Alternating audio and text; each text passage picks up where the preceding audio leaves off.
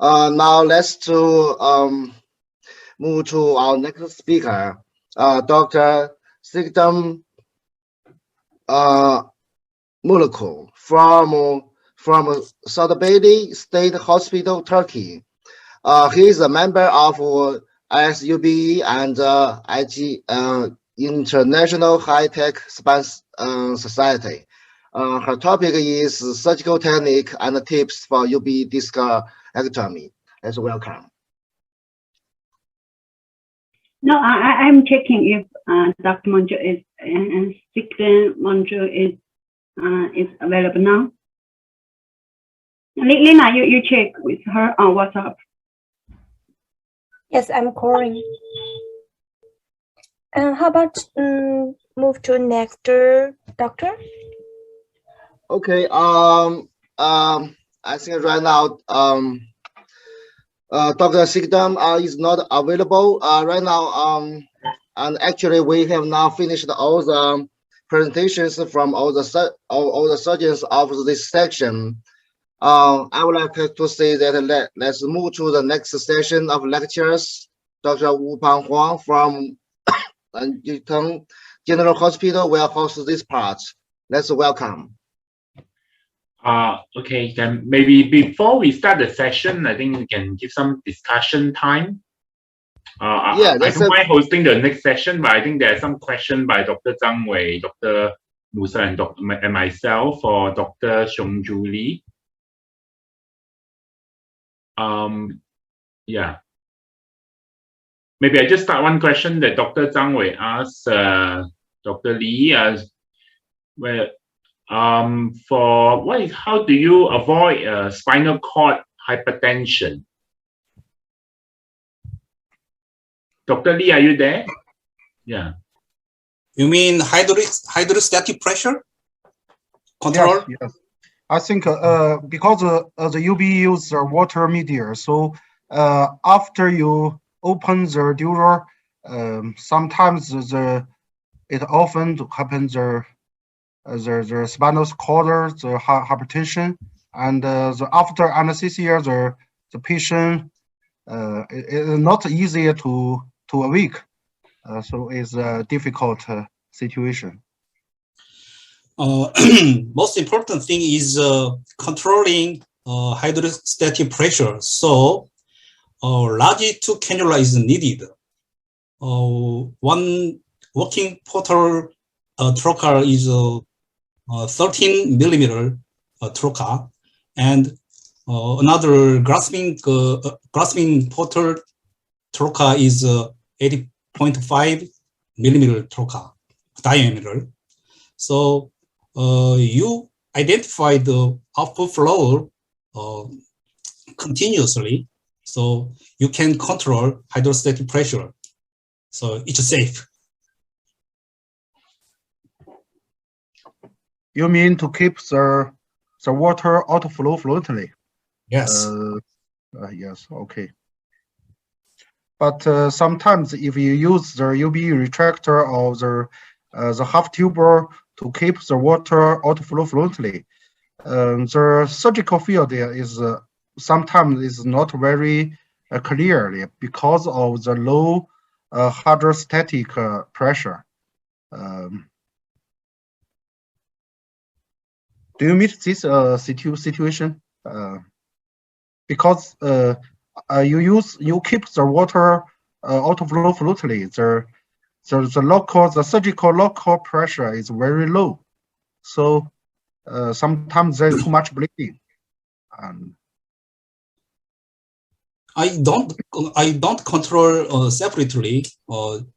Spontaneous hydrostatic pressure is controlled not using pump.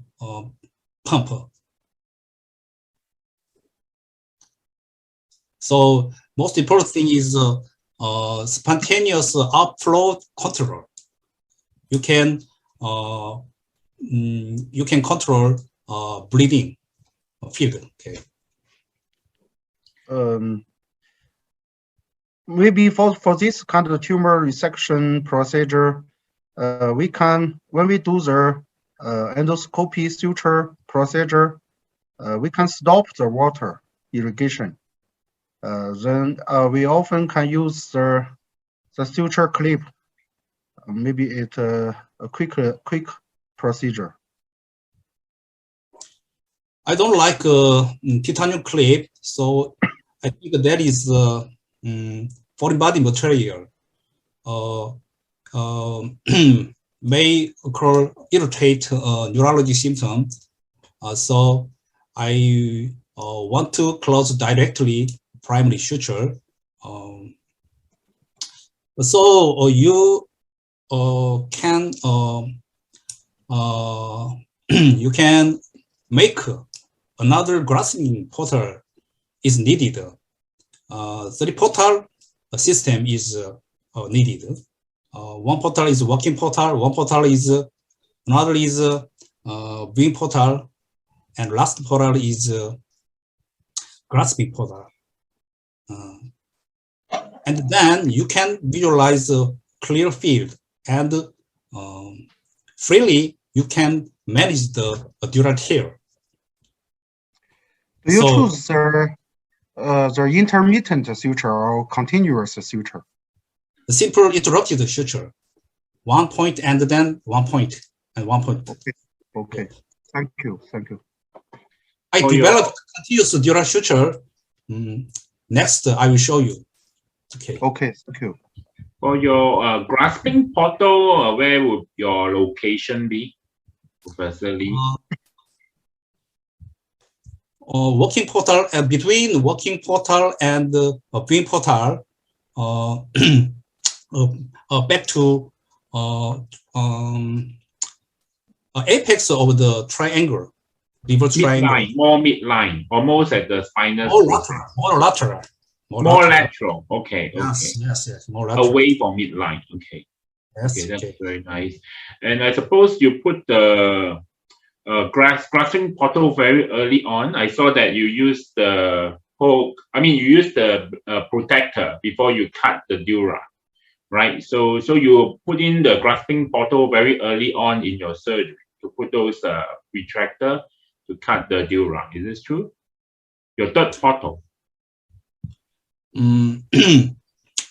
A grasping portal is inserted micro forceps for grasping dural membrane meticulously, and the working portal is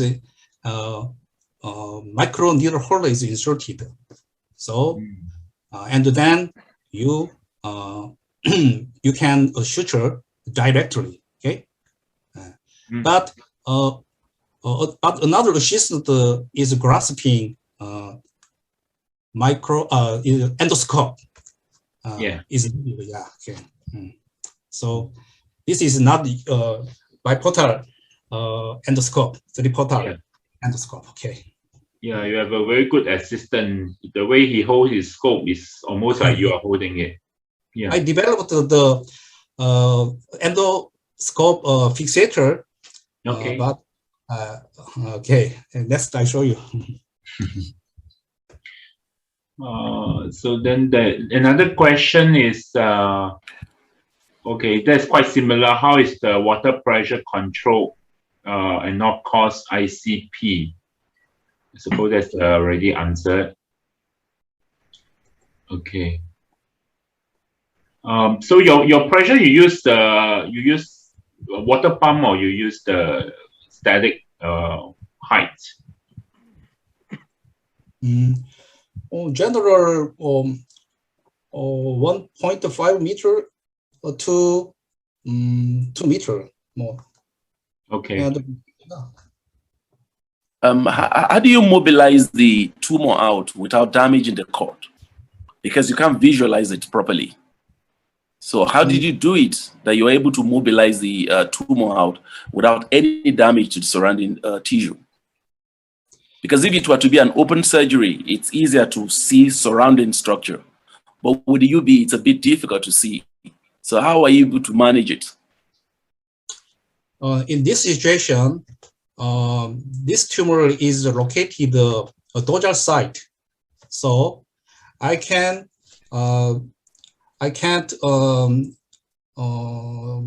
remove easily without touching spinal cord. But I think it is very, very difficult. Each site is a ventral site, so it is other approaches needed. So now in this case, I don't need to touch the spinal cord, so I can remove easily. Okay, but resection of a tumor is not difficult. Resetting is difficult. The difficult of is this procedure is repairing dural suture. It is so laborious and it's difficult, high technique, I think. Did you use neuromonitor? Neuromonitor? Oh no, I don't use it. Okay. I don't neuromonitor. Okay. Can tell that Dr. Lee is a really strong expert. Strong in the heart, mental, and in the hands. Everything is expert. No neural monitoring as well. Okay. Any more questions? Is Dr. Sidham back, or if not, then I will proceed to host the next session. There's another question there. There's a question from Dr. Musa. I think you should look at Musa, yes. Have you ever encountered massive bleeding during surgery and post-operative hematoma? Maybe for all the faculties who spoke just now, maybe just start with Dr. Lee, since Dr. Lee answered the previous question.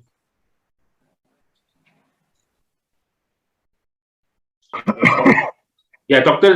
Seong-Joo Lee, have you encountered massive dural bleeding and post-op hematoma? Yes, I met very, very large bleeding encountered. So it is needed endurance and patient. Okay, bleeding control is very, very important. Yeah, because we can't go ahead without bleeding control. But the most important thing is hydrostatic pressure. So outflow is you can control. The bleeding is not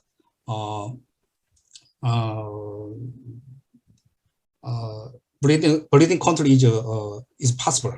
Okay. I think after the decompression, you can stop the water irrigation and check the bleeding area. Then you can open the water irrigation to control the bleeding. Also can use the bone wax to stop the bleeding of the bone. Bone bleeding? Yeah. Because of the local water pressure, it can stop the bleeding of the bone.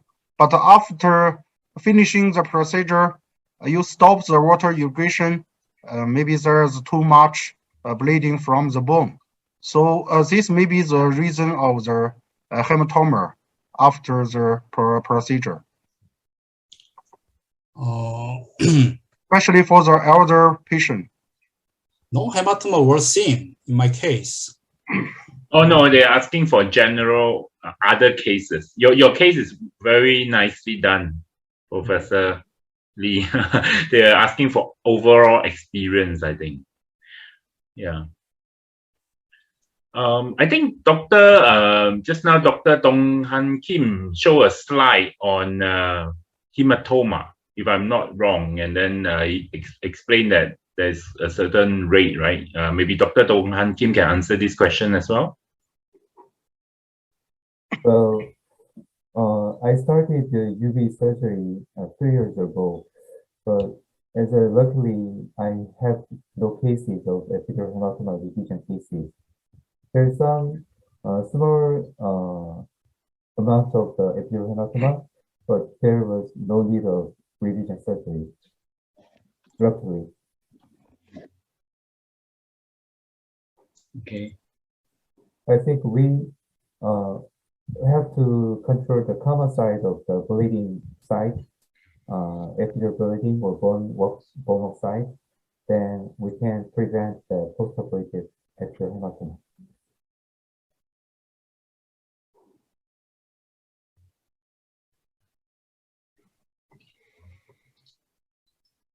Okay. Any other further comments?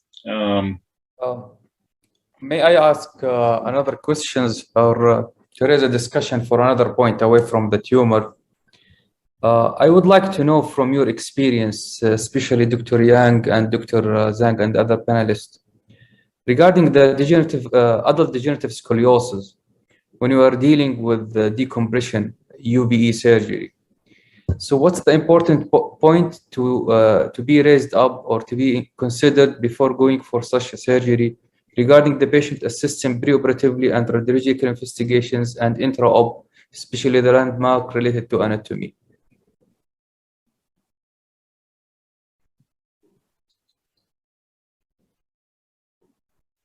Yeah, they're asking the experience of doing scoliosis Yes. for UBE decompression, I suppose, not deformity correction, because we can do UBE deformity correction, but for decompression, what are the considerations? Maybe the speakers can answer that. Some of you.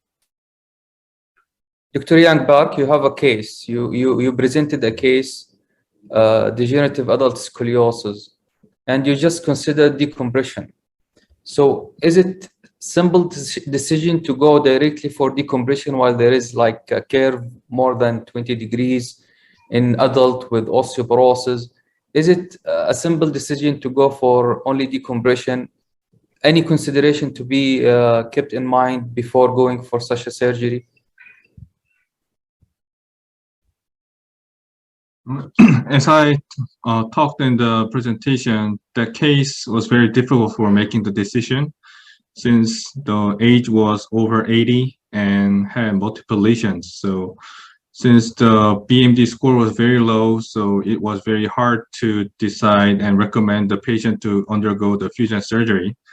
But the patient has a need of a little bit, if she can get a little bit more pain relief, she wanted to go on for the surgery. So I examined the physical examination more and more, and I tried for the 3-level decompression because if there was a remnant lesion, that can cause the remnant pain for the patient. So for a little more better patient care, I decided 3-level decompression and tried to reduce time as soon as possible. So 3-level decompression only for three hours can be long time, but since there is not much bleeding and not much muscle injury, the patient was satisfied by the result. So only one point here is the instability is an issue with such cases. The instability itself. Yes. So, for all the panelists, from your experience, doctors. I do a number of scoliosis patients. I think as long as they don't have lateral listhesis, vacuum disc, then maybe there will be some instability. But if you just have a scoliosis and then we decompress them, generally stability is okay. I tend to like Dr. Park, I decompress patients who have poor BMD and they do not want major surgery. One more point is about contralateral decompression. I think just now Dr. Hayati showed that surgery. I think for scoliosis is quite common, especially on the concave side. So the decision of whether to do far lateral approach or contralateral approach, or whether I should fuse the patient, again, if the curve is more than, in my mind, more than 30 degrees, if there's a lateral listhesis or spondylolisthesis with instability, bending film shows instability, then maybe better off fusing, even a short segment fusion. However, if the stability is okay, and then the compression is more, as I said, midline pedicle or lateral to that, then I will go far lateral approach, and a midline pedicle medial to that, I do a contralateral approach. I hope that answers some of your questions. Yeah. Sorry, I have a contribution about this question. It's very important, actually. You know, in scoliosis, of course, the type of scoliosis is important. If you are talking about the degenerative scoliosis, your approaching should be same with the other degenerative case. If the curve for lumbar, for example, less than 20, the cold angle is less than 20 degrees, you can go like the normal degenerative case. But if the case has the congenital or developmental, all the strategies should be changed, because if the lumbar scoliosis cope angle more than 20 degrees, you should know about that. The cord location, spinal cord location with bilaterally a lumbar plexus placement also changed with big vessels, and also the direction of the muscles, big muscles, latissimus dorsi, spinopelvic, spinoiliolumborum, and all the multifidus muscles. Also, the orientation will be changed. So your approach should be changed. First of all, you should make a very detailed radiological workups in standing position, radiologies, direct radiology, and also the three-dimensional CT, and also in detail, at least in detailed thin slice coronal MRI. After then, you can decide to which side is should be, which side you should approach, and also you should decide to which side cause the potential instability. If you think that the concave side also very dangerous in scoliosis cases, than convex side. But generally, we believe that many of the colleagues, especially neurosurgeons, believe that the concave side can cause instability if we violate the facet joint. But in the convex side, the tension band is very, very important for stabilization. If you violate the convex side capsules, facet joint capsules, with some part of bone, you can disrupt the tension band of the convex side. So the deformity will be progress. So it's a completely different concept. We trying to develop some target-oriented approaches for the advanced deformity cases. Thank you for your. Thanks. Yeah, and one more thing, when I feel that when I do deformity cases, you expect a bit more muscular bleeding, because like Dr. Hayati said, the multifidus is no longer so easy like a zone space, and you retract it. You might get the multifidus right in front of your portal, and then you have to be very meticulous in your bleeding control. So I think a pre-op CT and MRI detailed study, and really need to understand whether the patient is having back pain or leg pain, because scoliosis with back pain and you do biportal decompression, will not help the patient with surgical malalignment. So we really need to know what is the cause. If it's just leg pain, and especially if you did a epidural steroid injection and they are very happy, like what Dr. Hayati say, he did 1 hour before the surgery, the steroid injection or LA injection, and then the patient feel very happy, and then you go on and decompress, you will probably have very good results. Yeah. So really a lot more thinking need to be involved in scoliosis, just like deformity surgeons.